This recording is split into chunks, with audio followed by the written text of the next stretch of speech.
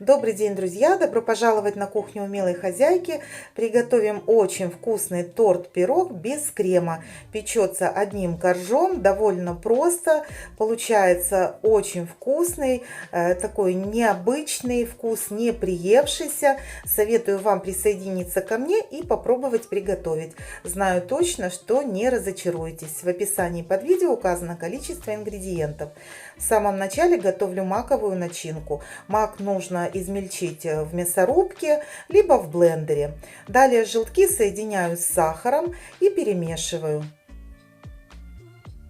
Всыпаю сюда перемеленный мак, снова перемешиваю. Добавляю манку.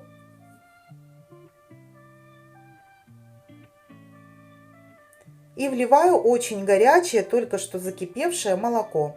Все перемешиваю и пока отставляю в сторону. Пускай мак набухает. Готовлю песочное тесто. В миску я выкладываю желтки. Я их предварительно отделила от белков. Добавляю сахар и перетираю до легкого посветления.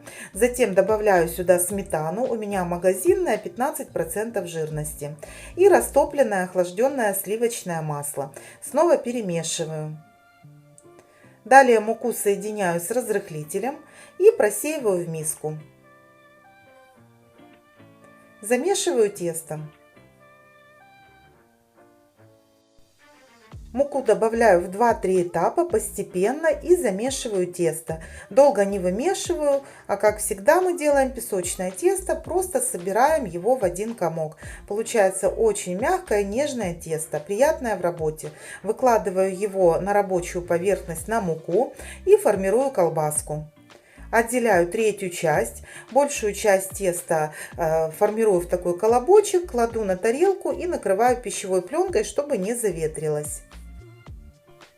В меньшую часть теста вмешиваю какао. Оно будет у нас шоколадным. Далее я его оборачиваю в пищевую пленку и убираю в морозилку.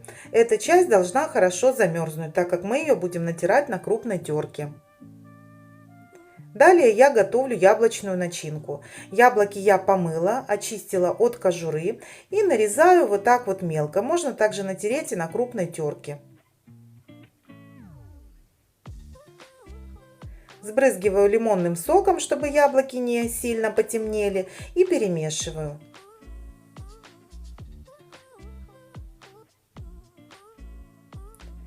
Беру отрезок пергамента и раскатываю на нем большую светлую часть теста.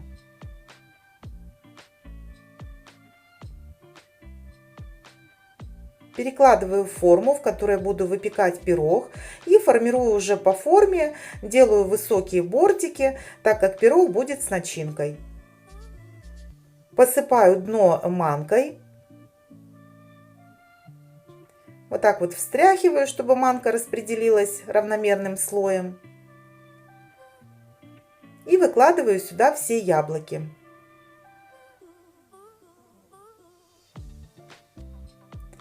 Маковая начинка к этому времени уже разбухла. Я ее выкладываю сверху на яблоки и распределяю ровным слоем.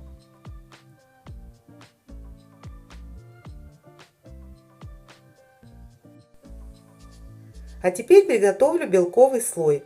В чашу миксера я выкладываю белки, которые у меня остались от разделения яиц, взбиваю до пены со щепоткой соли, а затем добавляю сахар и взбиваю примерно 7-10 минут до густоты и пиков. В конце взбивания добавляю лимонный сок и ванильный сахар. Вот такие вот белки должны быть. Затем добавляю сюда одну пачку стандартную любого киселя с любым вкусом, который нравится вам, и снова взбиваю. Ну, где-то уже 30-40 секунд. Получается очень густая, пышная масса. Если у вас вдруг нет под рукой киселя, то можно добавить просто обычный крахмал, но желательно кукурузный. Далее я все белки выкладываю сверху на начинку из яблок и мака и распределяю ровным слоем.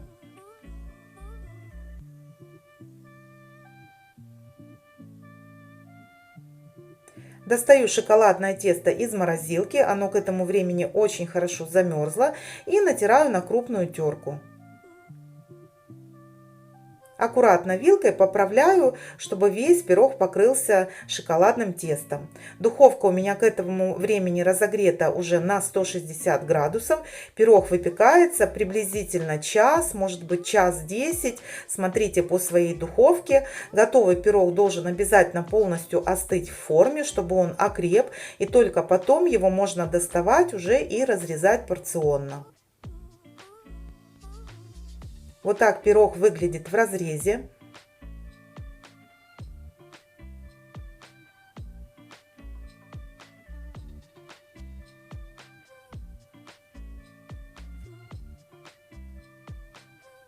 Очень интересно смотрится, не менее он вкусный. Друзья, обязательно попробуйте, потому что вкус довольно необычный, не приевшийся. Он очень легкий, этот торт, пирог, как хотите его назовите. Но то, что он очень изысканный и к домашнему чаепитию, это просто великолепный пирог. А выпекается он на самом деле очень просто. Вот тут я уже не могу сказать, что есть какие-то сложности с подготовкой или с выпеканием. Надеюсь, видео было вам полезным. Жду ваших отзывов. Желаю всем мира и добра.